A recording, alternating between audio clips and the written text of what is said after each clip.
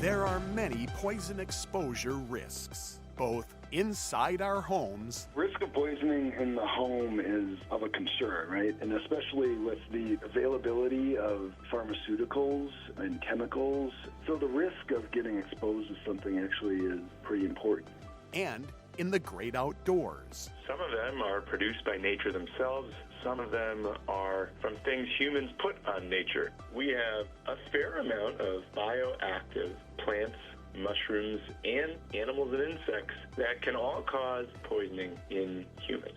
We're poised for poison prevention and control inside this edition of CTSI Discovery Radio. Welcome to CTSI Discovery Radio. I'm your host, Brian Belmer. CTSI Discovery Radio is brought to you by the Clinical and Translational Science Institute of Southeast Wisconsin. The CTSI is a consortium of researchers, doctors, scientists, and others representing 8 institutions, including the Medical College of Wisconsin, Milwaukee School of Engineering, Marquette University, the University of Wisconsin-Milwaukee, Children's Wisconsin, Froedtert Hospital, Versity, Blood Center of Wisconsin, and the Zablocki VA Medical Center. The CTSI works collaboratively across all of our member institutions. Our mission is advancing health through research and discovery. Each year, poison centers across the U.S. manage over 2.4 million cases of people from all age groups for exposure to poison sources found both in the home and in nature. What are the most common poison risks? Who's most at risk? How can we prevent exposure? And what do we do if we are exposed to a poison? Let's discover first poison exposure risks in the home with Dr. Matthew Stanton, Clinical Associate Professor in the School of Pharmacy, Department of Emergency Medicine at the Medical College of Wisconsin, an emergency pharmacist at Froedtert Hospital, and a clinical toxicologist with the Wisconsin Poison Center. Dr. Stanton begins by sharing that the Wisconsin Poison Center is a free resource that employs specialists in poison information that handle any poison exposure call or informational call 24 hours a day, 365 days a year. We also have medical and clinical toxicologists that help with education for our specialists and learners that come on experiential rotations. But it's more than just a telephone hotline. We'll do community outreach at public events such as fairs or other healthcare education events, and we're experts in managing poisons from the home to the outdoors.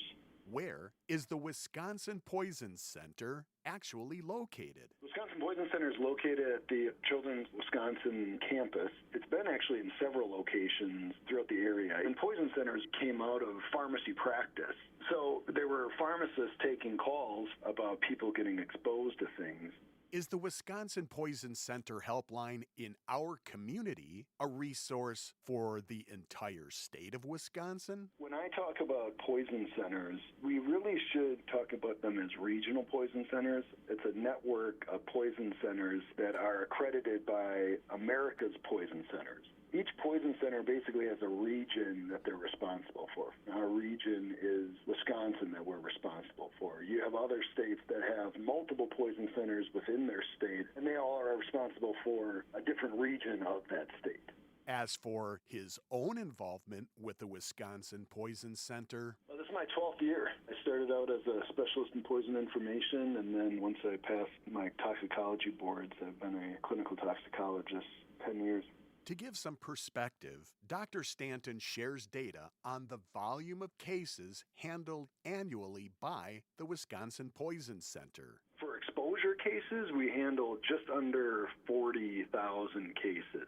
that we get called about that could be exposures, but they also could be something that someone was worried about getting exposed to that ended up maybe not being the case. But the initial concern was for an exposure. What about non-exposure cases? Some calls are just informational calls, which is what we're available for as well. And that's around 3,000 calls on our most recent data from 2025. Not insignificant numbers. In fact, as far as how Wisconsin compares to other states, my guess from hearing some of my colleagues across the nation, I think we are probably around average for our call volume.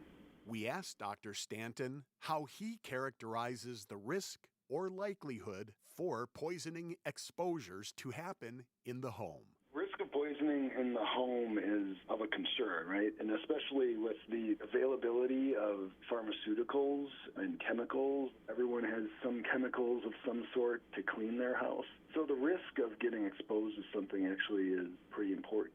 Especially when you consider potential dangers to small children that are perhaps less obvious poison exposure sources. Personal care products like makeups and deodorants and things, maybe some people don't think of them as chemicals, but those are also ways that especially children can get exposed. Which means exposure risks in the home are considerable, even in the presence of warning labels and child protective caps, compared to sources found in nature where there aren't such protections. There's a different risk, I would describe it as. I don't know if I would say it's an increased risk, because some things in nature, like plants, they might not need as much of an amount in order to cause really bad problems. Now, fortunately, plants usually don't taste well, so generally people don't get exposed to high volumes of them, and it's still pretty rare to have severe effects from outdoor type of exposures.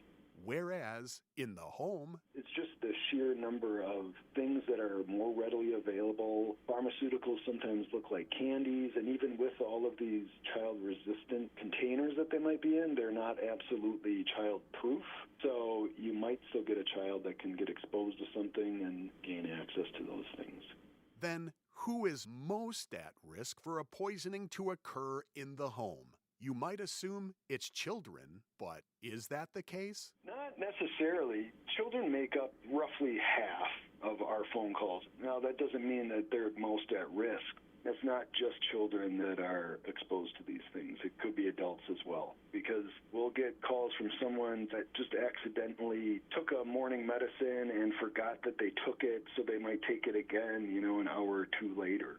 Still, kids are at significant risk for poison exposures in the home. It's the less than 5-year-old group. They make up about 30% of the exposure calls we get, 1 year to 5 years. That's when they're starting to walk around, they're exploring a lot more, they put things in their mouth. So it's the highest call amount that we get out of any age group. But it's only about a third of the calls.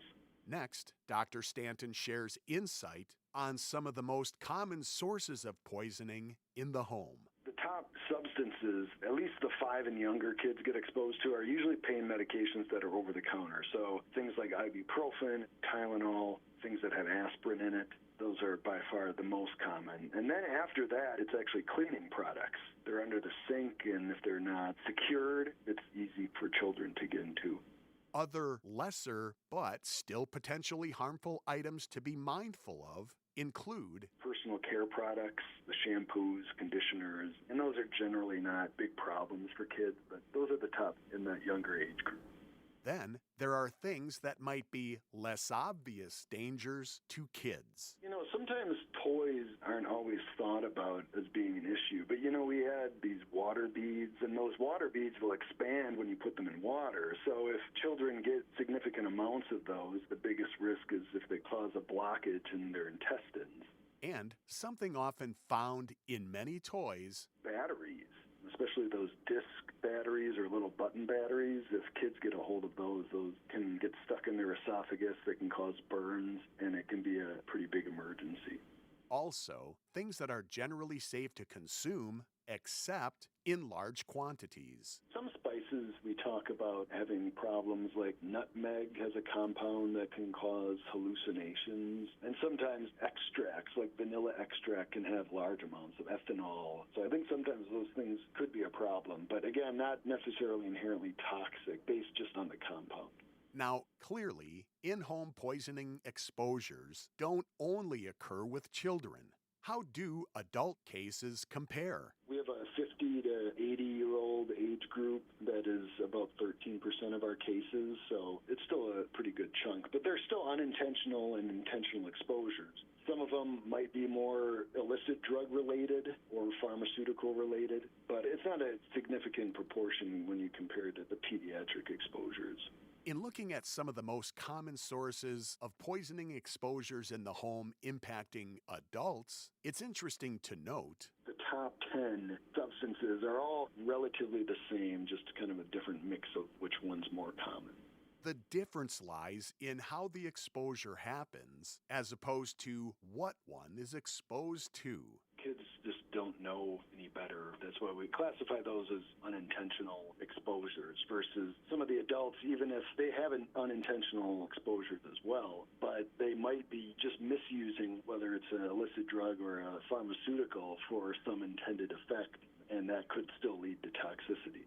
What are some common symptoms of poisoning that people, especially parents, need to be watchful for in the home? It's going to vary on what you get exposed to, right? There are things that make you cough and make you throw up versus some pharmaceuticals. They can make you more hyper and agitated, maybe still make you vomit. Or there could be drugs like acetaminophen that don't have a lot of symptoms, but you might see liver damage hours later. So again, it really depends what you get exposed to. Then there's the biggest poison risk in the home for people of all ages. Carbon monoxide, when it gets high enough, you can't smell it, you can't see it, but can give you nausea, vomiting, dizziness. Some people can get depressed mental status and movement disorders with it. Which presents an opportunity to remind you, get a carbon monoxide detector in your home. In fact, you can never have too many of them in your house, and that's a great housewarming gift. If you suspect a poisoning of any kind has occurred, what should you do? Call the Poison Center? Call 911? The very first thing is to not panic. Now, that being said, if someone is unconscious or if they're not responding to you, those are indications to call 911 right away and bypass the Poison Center. On the other hand, if they're still awake and talking, you can call us and we can walk you through what the potential exposure could be. Sometimes that leads us to recommending still going to the hospital, but sometimes we want to keep you at home. We don't want you to go to the hospital, and it all depends on what you get exposed to. As far as prevention, what are best practices to avoid potential poisoning in the home? Whether it's a cleaning product or over-the-counter or prescription, pharmaceutical, make sure all of these things are locked up away from kids. Now, it's natural that sometimes these unintentional things still happen, so you can't prevent everything. But locking a lot of this stuff up would be helpful.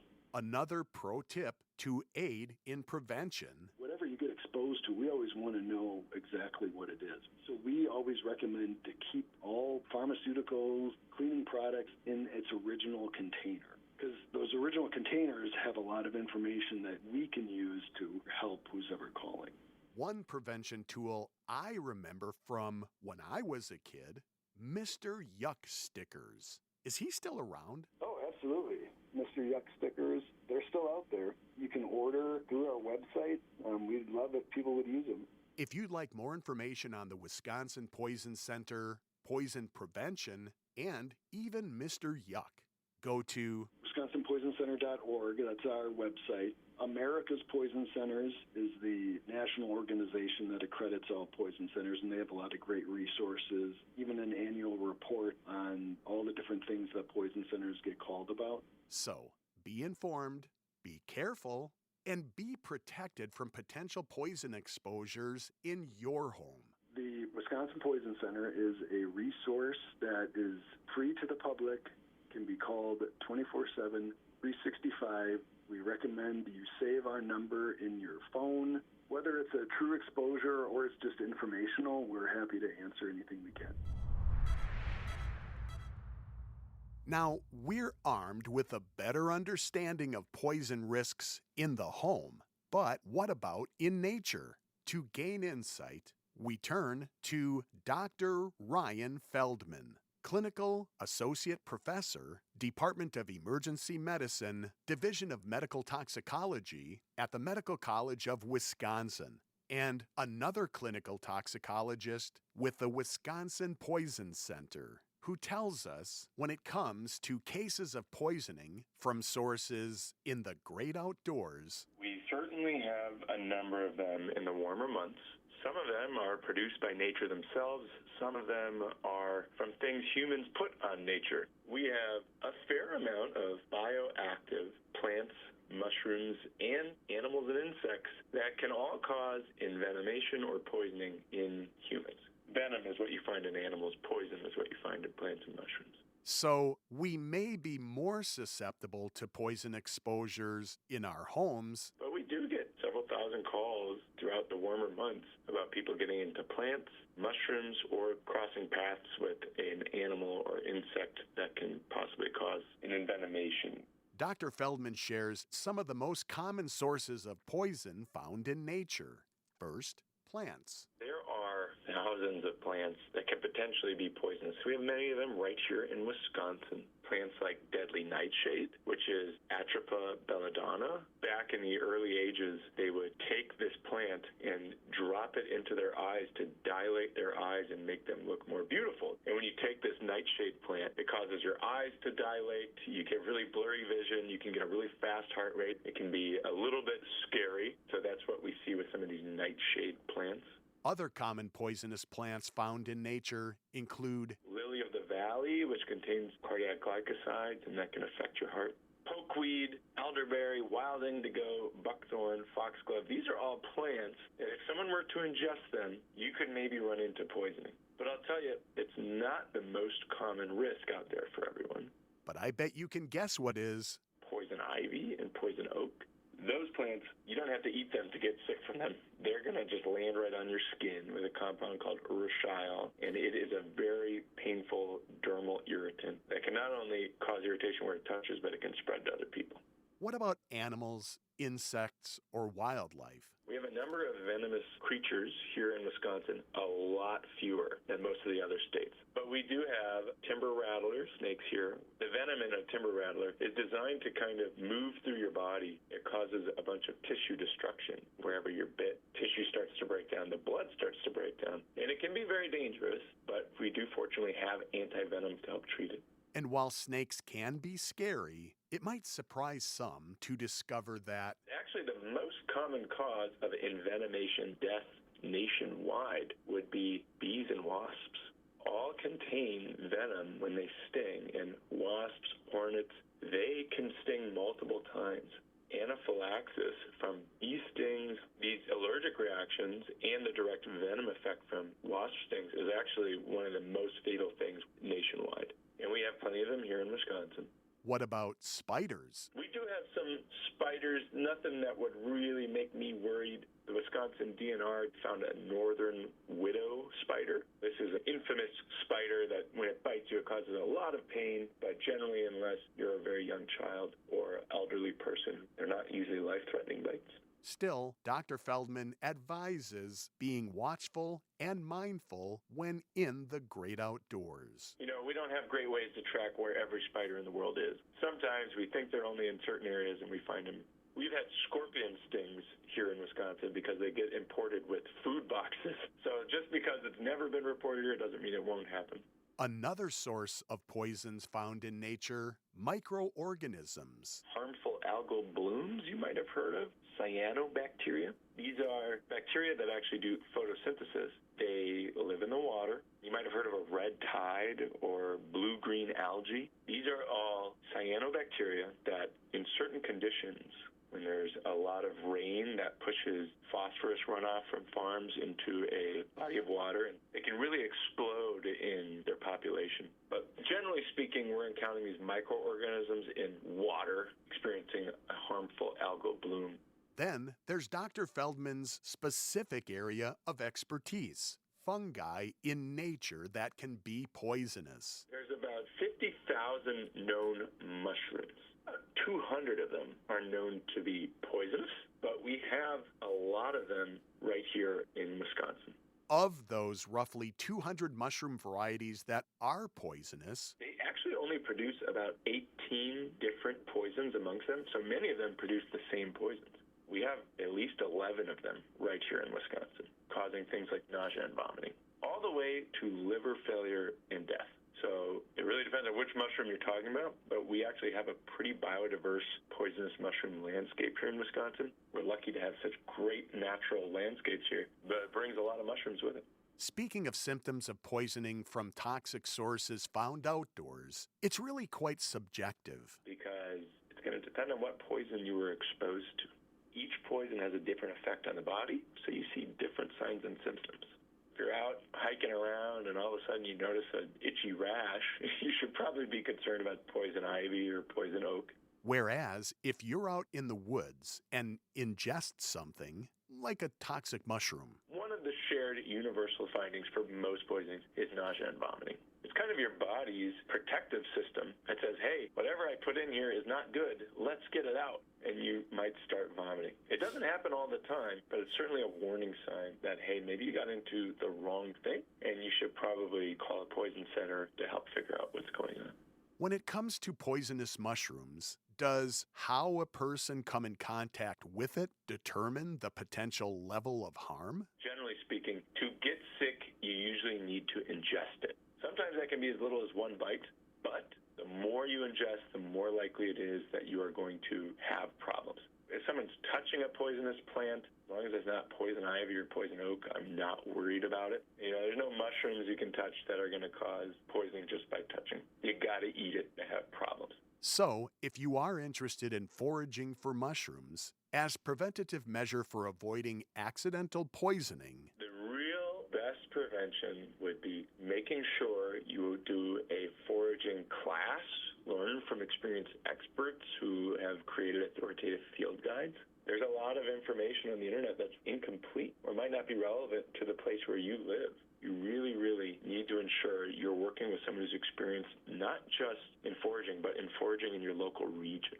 and parents, you need to be vigilant with your small kids, even in your own yard. Kids love to go outside and take a bite of whatever they find. So I would say if you are a parent of a child who you know has this type of tendency where they will try to consume plant matter or inanimate objects, it's definitely worth knowing what kind of plants are in your yard. And if you do have any poisonous plants, that might be worth knowing. Luckily, you can always call a poison center 24 hours a day, and we'll be there to help you figure out if this is going to be a problem or not. It also behooves us to have knowledge of plants found outside our yards as well, especially if you go looking for plants to consume, like mushrooms. I really feel like mushrooms are having a moment. Everybody seems to be interested in mushrooms, and I think foraging has really taken off. Fortunately, foraging deaths are not that common, but they do happen every single year. So we do have to always be cognizant that there are poisonous mushrooms. Including right here in our community. In Wisconsin, every year from May through October, we get a call at the Poison Center about every other day from somebody who has ingested a mushroom they foraged that they either are having symptoms from or they're worried they misidentified it and it might be a poisonous mushroom. Which is a legitimate concern. Because, as I said, we have about 11 different poisonous mushrooms here. And the things they can do cause nausea and vomiting, all the way to poison that causes the liver and kidneys to fail, and people die from liver and kidney failure. But Dr. Feldman isn't simply trying to scare us. This is not normal. Most people who call us are going to be just fine. About 25% end up getting evaluated in a healthcare facility. And of that, only about 5% need to stay in a hospital for specific treatments. And we've really only had a few deaths over the last 25 years. He just wants us to be informed. The risk is not that high, but it's still there. And if you are not sure what you're doing, that's when you're going to run into trouble. It's also a good public health message. If you're out foraging, you really should learn what you're doing. And we have some great resources for that, like the Wisconsin Mycological Society that offers things like wild mushroom identification courses and guided foraging with experts. And today, there are additional learning resources, including ones Dr. Feldman himself has created. I've been teaching about mushroom poisoning for about a decade. Teaching every month a new group of physicians, pharmacists, nurses rotating through the Poison Center about the different syndromes mushrooms can cause and how do we treat it. So I wanted to find out a way to pair images of these mushrooms with the types of poison in them and what the poisoning looks like. So he developed a card game. I really did make it to educate healthcare workers on how to identify poisonous syndromes related with mushrooms and understand basic anatomy of what some of those poisonous mushrooms might look like. I created it for healthcare workers, but it's actually just a really fun game, and you don't need to know anything about mushrooms or medicine in order to play. I've ended up playing it with a lot of my non-healthcare worker friends. We're just mushroom enthusiasts, and they've all had a lot of fun. The game is called Gotta Pick'em. Gotta Pick'em itself is actually a mnemonic to help remember all of the poisonous mushrooms out there. It stands for gyromitrin, aurelinine, trichoiloma, tender polypore, amatoxin, psilocybin, ibotypic acid, coprine, cholinergic, emetics, and morels. Just the name itself teaches you the mushrooms. Creating the game Took about 8 months, and I don't think it's fully done yet. I'm always trying to improve it. Designing the cards myself. The only thing not designed by me is the actual picture of the mushroom, which right now is an AI-rendered model, but we are actually working with a website called iNaturalist to get beautiful pictures of the actual specimens and put them into the game. And we're still improving it every day. So how is Gotta Pick'em played? It's kind of just a draw and pass card game, and each of the cards has different point values. But here's the basics of it. Each mushroom in the game, each poison class, has a specific scoring system because the scoring system is a nod to how the mushroom poisoning works. You get points by pairing mushrooms within the same toxin class, so you start to learn which mushrooms have which poisons. And then you can actually get antidotes for those mushrooms, and these are the real antidotes that we use, and they add bonus points to your mushrooms. Then there's an online companion blog where you can learn as much about mushroom poisoning as you possibly could want. www.gottapick'em.com. If you go there, it takes you to the rules of the game right away. It will teach you this mnemonic. There's a lecture there as well as a podcast episode where you can learn about each of the poisonous mushrooms. And while his game may not be age appropriate for young children, he's authored a book that is. It's called Poisonous Fungus Among Us, a safe foraging introduction for kids or really any curious forager. Honestly, this has got to be what I'm most proud of. It is a 7-minute read, fully rhyming, and it introduces readers to the basics of mushroom anatomy to make an accurate identification. If you want to learn more about his game, book, or want to hear more poison talk, go to gottapick'em.com, and there is a link to the book there. I do have Instagram, talks_talk, and I have a podcast called The Poison Lab at thepoisonlab.com. And remember, if you ate a shroom you're not sure about, a Poison Center will help you out. So don't fret, you're not alone. You only need to pick up the phone. The help is free. The expert's true. They'll know what's best to do. You just call 1-800-222-1222. When you do, you're going to get a hold of people like me. Don't run to the internet. The last person you want is a stranger on the internet. Talk to one of our experts at the Poison Center. It is free. We take it very seriously, and we make sure you get the best care you can. Take it from the experts. But now we're all out of time for this edition of CTSI Discovery Radio. As always, thanks to each of our guests for appearing on today's show. Dr. Matthew Stanton and Dr. Ryan Feldman. I hope you've discovered something by listening today, and I doubly hope you'll join us again next time. CTSI Discovery Radio airs the third Friday of every month. Make an appointment on your calendar and join us for each episode. On behalf of the Clinical and Translational Science Institute of Southeast Wisconsin and all of our affiliate partners and members, I'm Brian Belmer, wishing you happier, healthier days ahead. For more information about research or to listen to the podcast of this or any of our shows on demand, please visit our website at ctsi.mcw.edu. CTSI Discovery Radio is written, produced, and hosted by Brian Belmer in collaboration with WMSE Radio. The CTSI and this program are under the direction of Dr. Julie Freed.